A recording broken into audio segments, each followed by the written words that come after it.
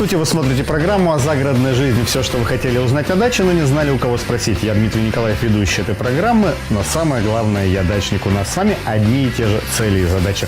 Сегодня будем говорить о печи-камине. Разработана достаточно интересная и уникальная печь. Она называется Верма. Их несколько моделей.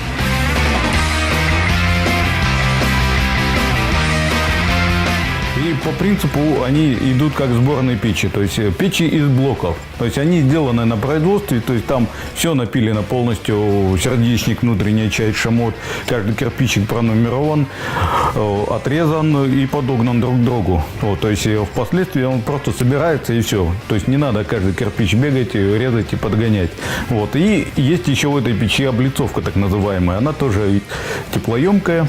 Вот. И она из блоков, из модулей. Ну вот можно посмотреть. Одна из деталей, она уже готовая. Это сама облицовка. То есть это первый блок фасадный. То есть здесь у нас будет поддувальная дверца, а здесь будет дверца каминная, тупочная. Вот как бы.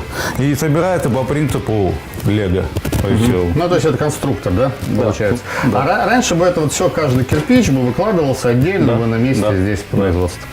То есть это убыстряет, я так понимаю, работу? Ускоряется процесс работы, да. Но основная работа идет на производстве, там, где есть условия соответствующие, инструменты и так далее, цеха, где это можно спокойно сделать, чтобы меньше разводить грязи на объекте.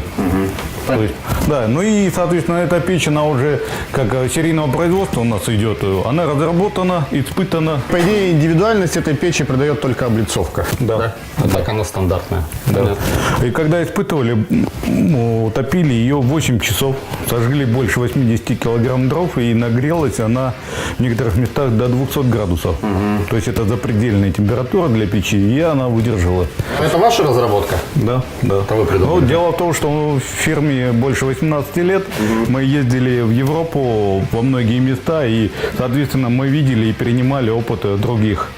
Вот, допустим, аналоги есть в Германии, но они делают сборные печи, но их потом они отделывают, штукатурят, обклеивают плиткой и так далее. А в данном случае у нас уже полностью она готовая.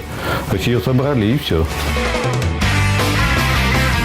Первое, что нужно сделать, это на основании, на бетонном фундаменте сделать разметку. Да, совершенно верно. Разметку расположения дымохода, переходника у сидушки под печь и, соответственно, самой печи. Вот. Первым мы здесь после разметки будем собирать саму печь.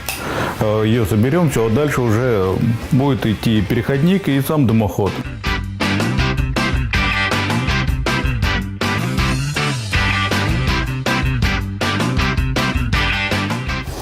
Самая ответственная часть – это нижний контур в этой печи. Как его выставим, так печка и не будет собираться. Вот это первый контур идет, он получается в сборе этой печи, он идет основной, его надо как можно ровнее выставить. То есть как зависит от того, как мы его ровно поставим, так у нас и будет сбор дальнейшей печи. Это основное. То есть потом уже, если пойдет второй контур, он уже будет проще гораздо собираться. Закрепляется он на клей. Вот, как вы видели, так называемые солдатики, они вот обклеиваются по контуру, и за счет этого они будут держаться. Клей Tenex называется, двухкомпонентный клей, то есть отвердитель и клей, соответственно. А контур, да, устанавливается по такой же схеме, то есть он уже сверху ставится, выставляется, и, соответственно, третий и четвертый. Как правило, 4 контура. Вот это мы зафиксировали по первый контур. И сейчас мы будем уже продолжать обклеивать саму конструкцию. Ну, то есть этот внутренний контур обклеивается тоже здесь кирпичом. Щели заделываются клеем. Вот это все, чтобы она была как монолитная, такая довольно-таки. И она уже будет четко стоять.